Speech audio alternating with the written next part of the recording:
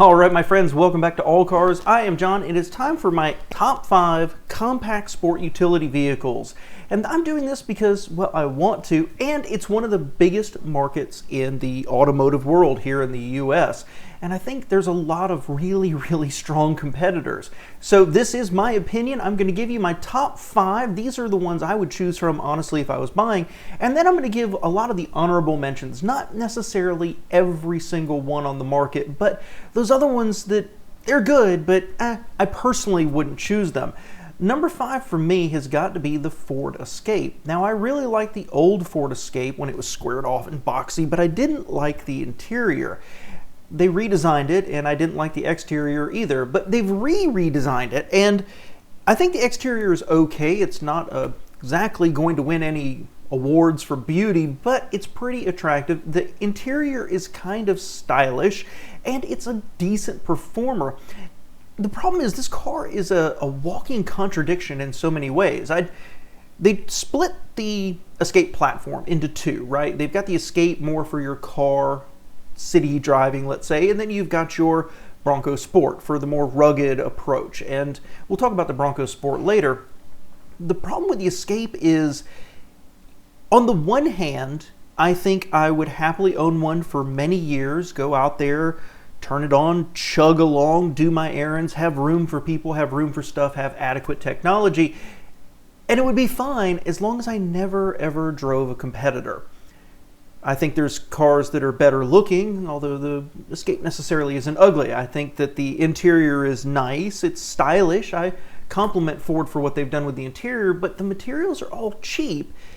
And a cheap car with a cheap and cheerful interior is fun, but a $40,000 or $50,000 car, it's not. And that's kind of the problem of the Escape here in almost every aspect. That 3-cylinder engine they've got is surprisingly punchy. So around town, I think it's perfectly adequate. But when you're sitting there at a stoplight, it's really kind of rough. Overall, the Escape is, I think I would be happy with it for years, but I don't think it's better in any way than any of its competitors. It would make my list, but it wouldn't be the top choice. Number 4, Chevy Equinox. Now, I have a love-hate relationship. Much like the Ford, the recent redesign has made it much better looking. The interior looks good, but once you get there and spend a little time, all the materials really start to show how cheap they are. The engine's adequately powerful, the suspension's fine. I've always thought that the rear 3/4 view for this looks a little minivan-ish, but it's a perfectly fine vehicle. To me, the Equinox falls down because I always ask myself 2 questions, right? If you've ever seen any of my reviews, would I recommend it to others? And the answer is yes. And would I be proud to arrive in one? And that's the hang-up for me with the Equinox. Would I be proud to drive up somewhere in an Equinox and get out and be like, I paid money for this? I don't know. I think it's a better vehicle. I think it's a better option overall than the Escape, but it still doesn't crack that top 3 for me. Number 3, probably my most controversial choice, is the Toyota RAV4. Now, the fact that this makes the list at all shows how much respect I have for Toyota, because I basically dislike everything about this car. I don't like the exterior styling. I don't particularly like the interior, and while it probably has better materials than, say, the Escape, it still comes across as being cheap and chintzy. Really don't like it. The engine's okay powerful, but it's a little rough, actually. This is a very not Toyota car to me. I understand why people would buy it. I understand why people would support this car, why it would be their default, because of the sense of security you get buying a Toyota, and certainly for the reliability and the durability. And for most of the ergonomics and people who don't mind the styling, this is a good choice. I just don't like it, but it would make my list simply because of how much I respect Toyota. But overall, it's only middle of the pack. Number 2 for me would be the new Honda CR-V. And this one's kind of a surprise because I'm a big Honda fan and I really like the CR-V. And I do think this is an improvement. I do think the style looks better outside. I do think that the interior style looks better, But what they've done is create a package that's just not that terribly appealing. And in a market where everything is trying to look the same, everything is trying to honestly out vanilla everybody else, the CR-V ended up losing any sort of positive attributes. And one thing that really tears it down in my eyes. So I mean, they're really pushing more into hybrids now. The interior style looks great. I kind of like what they're doing on the dash there in front of the passenger. Very Lincoln-esque, what they're trying to do. There's a lot of steps in the right direction, but when you get in and you touch it and you shut the doors, or if you read any reviews about it, it's an adequate car. It's not Honda exceptional. It's just pretty darn good. But the problem is by almost every metric, something else beats it, or beats it a lot. It's a weird thing that Honda, in an effort to protect one of their best sellers, they maybe played it just a little too careful. And in the process, they raised the price, which means this isn't exactly a deal either. I still would consider the CR-V, and it would be near the top of my list because I like Hondas, because I trust Hondas, and I think that would probably be ultimately one of the easiest ones to live with long term. Dollar for dollar, I would take it more than the Escape, for example. But if the Escape was a few $1,000s less, I'm not sure that the CR-V loses its value proposition. And that brings us to number one, the Nissan Rogue. That's right, guys. I love the Rogue. Now, it is not perfect. I have a couple of big concerns about it, but I love the exterior styling. I love the front. I like the side. I like the rear view. I really like this car, and I think the interior is the best in the compact sport utility realm, and I don't think it's close at all. This is a fantastic vehicle that's really well thought out and made for families. If you're looking for a sporty car, you're probably not looking at a compact sport utility to begin with, but this car just seems to do everything right, from those big opening doors to that flippy foldy special rear cargo divider you can get. It's a fantastic car, and recent changes have made it even better. The original engine was somewhat competitive, but a little pokey. This new trick engine they've got has really made it more competitive, but that's part of the downside, isn't it? That new engine, we don't know the reliability of it long term, and while it's a Nissan, now it's mostly French now, so I don't know exactly what we're going to get there. Also, it's made it to a CVT, so Jatco has had a problem with their CVTs for only a couple of decades now, so it does sound like they've started to work it out and that the reliability of the CVTs has really gone up. So for me, I'd be willing to bet on this combination. I really would. I like the rest of the car that much. But the other thing is that Nissan makes a few decisions that really drive me up the wall. Now, specifically their divider system for the rear, that's not available on the more base model. In fact, you have to go up to the top of the line. I think it's the top of the line model to get that. I don't love that. It kind of ruins the value proposition for me just a little bit. But this car is by far my top choice. If I needed to go, if right now my car got totaled and I got an insurance settlement, this is probably what I'd get as just a generic replacement because I think it's that good. Now that brings us into the honorable mentions, and there's a couple of big names here that I didn't add in. Number one, let's talk about that Bronco Sport. Really cool vehicle. I mean, it's unbelievable when you look and drive this that it's related to the Escape at all. The Bronco Sport is really good. It doesn't make my list because it's not for me. It's focus on more ruggedness, more off-road ability, get it out into the woods on the weekend. It's really, really good.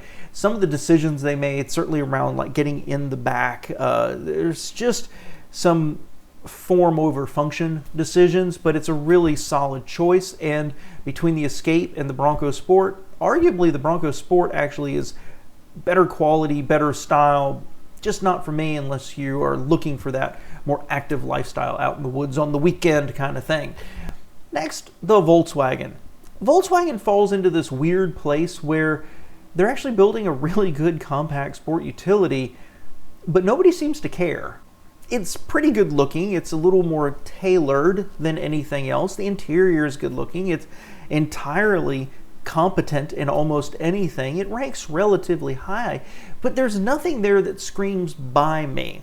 And VW really has squandered the last 40 years in building cars that were too expensive, too small, and not reliable. And now they want people to buy in, and they're getting some sales, but ultimately, if you've got a Toyota, Honda, Nissan, Chevy, Ford to choose from, why buy the VW? Well, when I've looked at some of their websites and some of the advertisements I've seen, they start to talk about the total long-term cost. Well, I hate to tell you, if you are trying to sell your car based on the total long-term cost, you've kind of already lost the war. Next up, I'm going to talk about the Hyundai and Kia twins, right? They share a platform, they share engines, but the exterior and the interior styling is dramatically different personalities on both of these, but neither one of them make my list in the top 5. And there's a couple of good reasons. Now, with how miserable I think some people find the Escape, it's hard to believe that, say, the Tucson or the Sportage is not on the list. And you know what? I kind of agree, but I don't. First off, the Tucson is the easiest one for me to remove. I have said for a long time that I think the Hyundai group has become a leader in styling. And I think that really shows on the Kia side more than anything else. The Tucson, when it came out, I was really excited about it. But the more I've seen them, the more I've touched them, their styling choices, that grille with the kind of wing shape on it and just the roundness, it's aging very, very poorly for me. I think it looks out of date very quickly. Same for the interior, that little display they've got right in front of the driver and just some other choices inside. It doesn't work for me at all. I don't like this car. Leaves me with the Sportage. I actually dig it. I think the styling is going to look old pretty quickly, but the front end with the boomerang lights, really cool looking. I kind of like the interior too. There's a lot to like about the Sportage, but then we get back to, do I trust Hyundai Group? They've got great warranties, they've got good powertrain warranties, but you still have reports of recalls and issues with engines. Fans will say that's in the past, they've worked through it, and they've stood up and they've taken care of it. Those of us who aren't fans necessarily will say, well, wait, you shouldn't have these problems to begin with, because they're not small problems. These are major, major problems, major recalls that the company actually tried to fight in court. So there's a sense of, to me, Hyundai and Kia still being built with a little cheaper parts, not being the Toyota Honda quality.